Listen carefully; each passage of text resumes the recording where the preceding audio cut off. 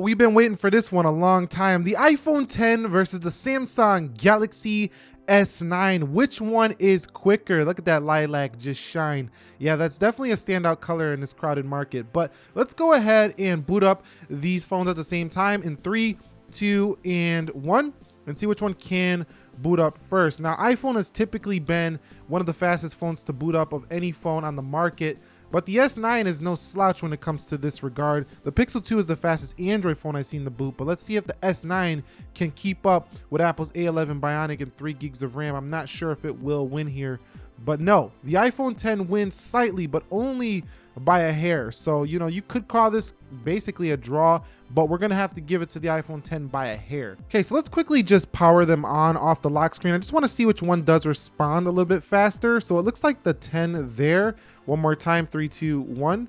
You could see about the same, so I don't see big difference. The reason I do this test is because back in the day there was a delay all the time on Android devices, so I like to give it a little check here. So it looks like they're about the same on the lock screen, maybe slightly faster to respond on the 10, but this is no big deal. Looks about equal here. Okay, so let's begin this facial recognition test between the iPhone 10 and the S9 with the iPhone 10, starting with Face ID. Here we go.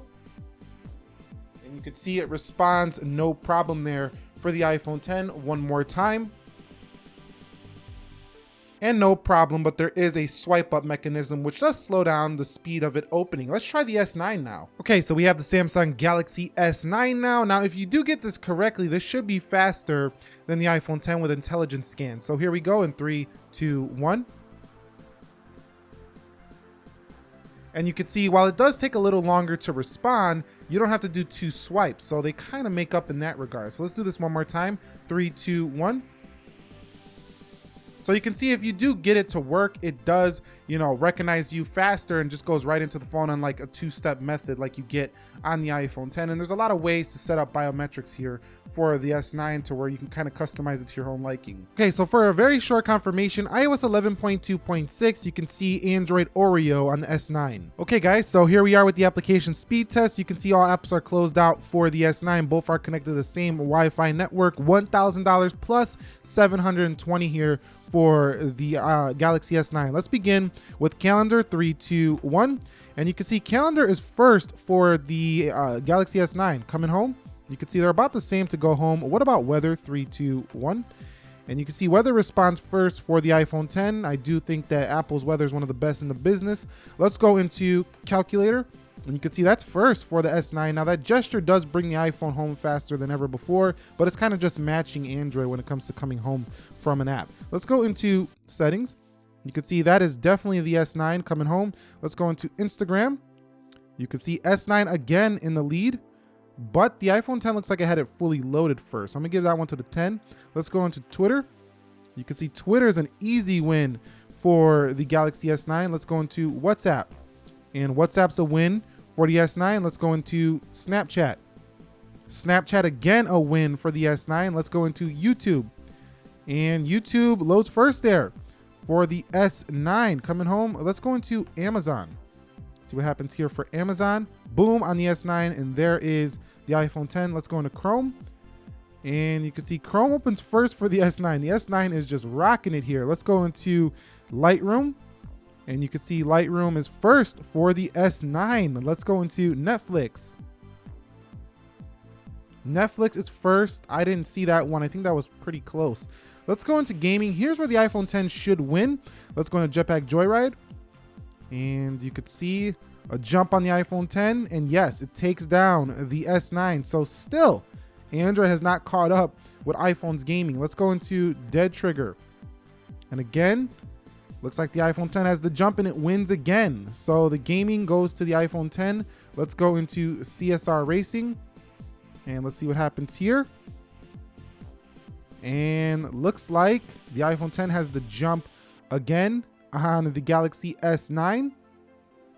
Definitely looks like it won that one. So that's a win there for the iPhone 10. So the iPhone 10 strikes back in the gaming round. Let's go into Geekbench. And you can see Geekbench is first for the iPhone 10 and Speed Test.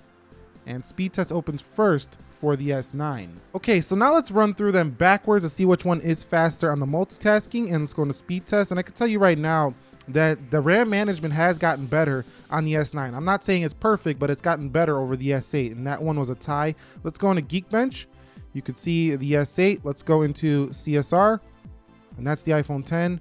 We do have a reload there for the S9. Let's go into Dead Trigger, and you can see about the same there. Let's go into Jetpack, and that looked a little bit better on the iPhone 10. And let's come home and let's go into Netflix. And that looked better on the S9. Let's go into Lightroom. That looked better on the S9. Let's go into Chrome. That looked about the same. Let's go into Amazon. And that looks about the same, maybe slightly to the 10. Let's go into YouTube. That one goes to the 10. Let's go into Snapchat. And Snapchat goes to the 10. Let's go into WhatsApp. That one's about the same. Let's go into Twitter.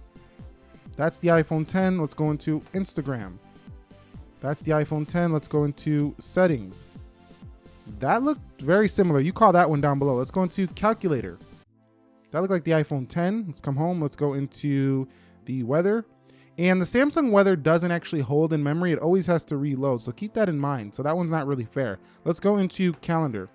And that looked like Samsung. But you can see that $300 difference here, and what are you getting? A millisecond, a half a second's different on your day-to-day applications in the real world. Opening times, games, yeah, slightly faster the iPhone 10. But if you're playing a game, you're probably kicking back and relaxing, and who really cares about a second or two on the game? So I just want to stress that both of these phones are extremely fast in the day-to-day, and they're definitely sitting on top of the hill when it comes to performance. Okay, so here's an area where the iPhone would usually always beat an Android was when you were in a browser and you had multiple tabs open. The iPhone could usually hold them better.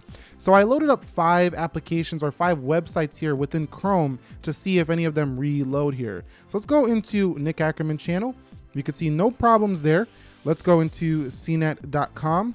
You could see a little twitch there on the iPhone 10. Let's go into the Yahoo, and it looks like the S9 was a little faster. Let's go into YouTube, and slightly faster to the S9. Let's go to Amazon, and you can see about the same. So no problems there. Now let's go into YouTube and actually flip through some of these menus to see if we get any loading differences. So the iPhone 10, about the same. Activity, library, looks like the S9. So you can see no matter what you're doing, you're getting almost equal performance on both of these devices. And lastly, I want to open up the cameras here on both devices so we can see which one does open them first. 3, 2, 1. And you could see it looked like the S9 might have had that 1, 3, 2, 1. That's a reload. And about the same. So camera speed is going to be good. You're not going to miss a shot on either. Let's finally just run a Geekbench for all the people who want a synthetic benchmark and see which one comes out on top. CPU, run benchmark, and I'll be back when the scores are in. Okay, so the final scores are in. You can see it's a pretty easy win for the iPhone 10. Didn't we expect that? I mean, the A11's been crushing the benchmarks since day one, but that's a pretty high score for the S9 on that multi. That single core, you can argue, well, older iPhones and have been faster than that for a long time. But you've seen in this test that day to day, both of these devices are easily very comparable, and it's not really about the speed anymore that really matters in a purchasing decision. It's more about the intangibles, the camera, how does the battery life perform, the expandable storage, do I get a headphone jack, do I not get a headphone jack? Whatever those little things are for you, that's really how you're gonna make your choice. And I got a full comparison coming soon, as well as some camera and battery stuff. So stay tuned for that. I thank you for watching. Nick here helping you to master your technology. Be sure to be well, and peace.